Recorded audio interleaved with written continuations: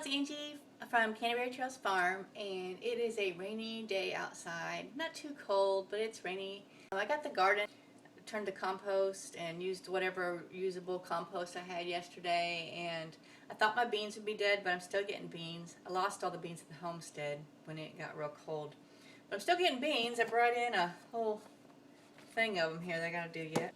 So I planted greens. I pulled all the tomatoes because they were done, and I planted greens in the one raised bed, and of course we did all the carrots out at the big garden at the homestead. And then in my herb garden, right in the center where I pulled all the mint, I added the new compost soil, and then I planted carrots in there too. So that's what I've been doing gardening wise, and since it's a rainy day and I'm really behind on my bread making, I usually make 6 to 8 loaves at a time, and that lasts us about 6 weeks, sometimes less, sometimes more, depending on what we're eating that and how many people are here and all of that stuff. But so it's been a few weeks since I made bread. Last couple weeks I've been canning green beans and other garden stuff, so it was just really crazy. And so I actually bought some store-bought bread to get us through a couple weeks, just so I could get some other stuff done. But here we are, and I need to make some loaves of bread. So I'm going to do that today, and I'm hoping I might have enough steam to throw in like a quick bread. That's what we're doing today. So I'm going to put this camera, well, first of all, I'm going to put my hair up. I don't want hair all over food. That's gross. That's why my hair is always up, because I'm always doing something. I use my mixer. I used to have a bread machine that lasted, it was from 1993, 94, and it lasted forever. But it finally died. The last 2 years, all that worked on it was my bread with the dough mixer, which is great. Because if you have arthritis, like I do, or any kind of joint issues, you know that pie crust and bread will just kill you. So I use I have a dough mix. It just mixes the dough for me, and then I turn it out and let it rise. And I will copy this recipe. It's just sandwich bread. Using my dough mixer to do that, and then we'll be turning it out. Because I do these pretty, like assembly line. So as soon as one is mixed, I dump it in the bowl and I start mixing the other. So I try to bake them. I do have 2 ovens, but I usually just bake them in the top oven. I can do 2 at a time. So while 2 are baking, the other ones are rising and all that kind of stuff. So this is probably going to be an abbreviated form of what's going to happen, because obviously 6 loaves of bread are going to take me quite some time. So first thing I need is 2 cups of warm water, but I have a gallon of milk that is on the verge of turning, so I'm going to be using half milk and half water. It won't affect your bread any if you want to use all milk or all water, but 2 cups of warm water. While I'm popping the milk in, if you don't have a microwave, you can do it in a saucepan to warm up your water. You just want it like just body temperature. You don't want it real hot, you don't want it real cold. It's just so that you can mix your yeast with it. I'm also going to be using a 1/4 cup of butter, so that's like half a stick, and I melt it, so I've popped that in there to melt that as well. I'll be adding 1½ tablespoons of yeast to my milk.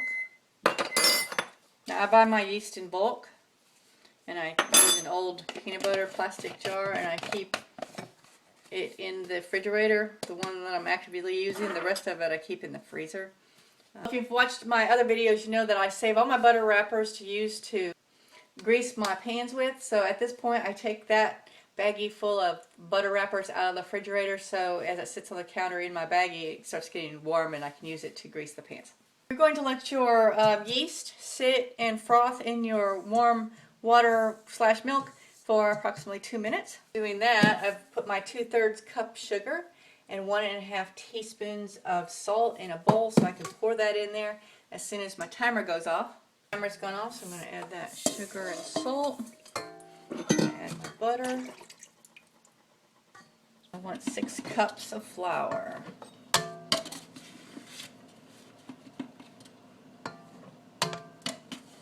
This is white bread.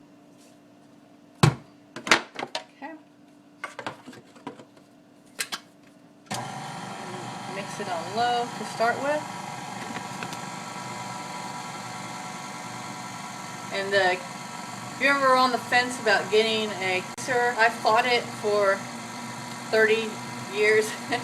And my mother-in-law finally bought me one for Christmas, and I wish I would have gone ahead and spent the money earlier, because this has been a lifesaver for me, especially with my wrists and my hands, especially in the winter months when I'm in a lot of pain. It really does a lot of the work for me.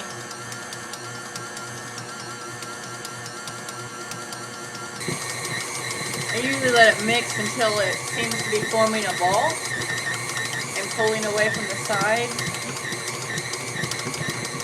Now I'm going to transfer the dough into a bowl, and I'm going to cover it. And there's our dough. And I'm going to take it over here.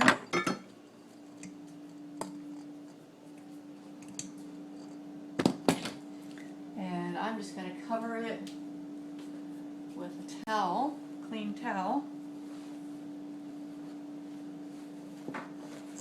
And then I'm going to go make 2 loaves in the pan there rising. This recipe makes 2 loaves. So now I've got 2 mixes, or 4 loaves that are rising, and then I'm going to do the other one real quick. Let those, when I get those 6 loaves in the pans, I'll let those rise for an hour, and then we'll punch it down, divide it, and let them rise for another hour. So let me get those done. I have, this will be 6 loaves, and it is all going to, I'm going to let it rise for about an hour. It should double in size in about an hour. I'll take whichever one looks like it's risen the most, and I'll start those 2. When it's double in size, you want to divide it into 2 loaves. I'm going to put it in the greased loaf pans, and then I'm going to let it double for another hour. We'll start the cooking.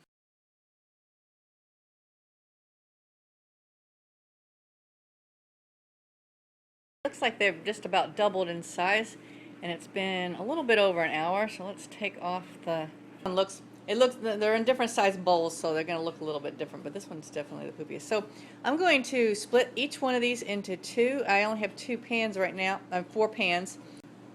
The one I'm just going to split in 2 bowls and put in the 2 separate bowls again, and let them rise and for another hour, and then we will start cooking them.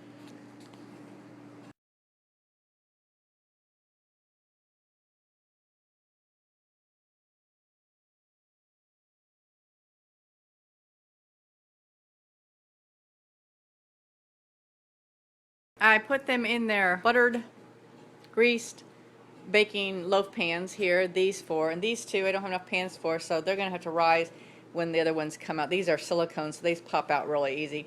When I get these out, then I'll put those in. I only bake 2 loaves at one time, so some of these will be rising for a little bit longer than the other ones. So I'm just going to cover these with clean dish towels again, and I'm going to let them sit for another hour, and then I'm going to start by baking these first because they're in my silicone pans, so I can pop them out. These can cool while these are cooking, and then by the time these are done, I can take these out because they'll have cooled down. Then I can put these 2 that I've just made into balls and put back in the pan. I can put that in there. Let's cover them up and let them rise for another hour. The key to making good bread is to put a shallow pan of water in the oven. This bread is ready to go in, and we're going to bake it for 40 minutes. I will make a tent, loose sort of tent out of tin foil here, and place it over the top. I don't seal it, and I just leave it so it doesn't get too brown. And then about the last 5 minutes, I pull that off and let it brown up if it needs to. And the first 2 are out of the oven and smells so good. So I'm trying not to eat them before I let them cool. Put them in the freezer. I always put 5 in the freezer and keep 1 out for us to use, but it's awful tempting not to dive right into them. This has been Angie for Canterbury Trails Farm, and I'll make sure to put the recipe in the description box. And thank you for joining us today.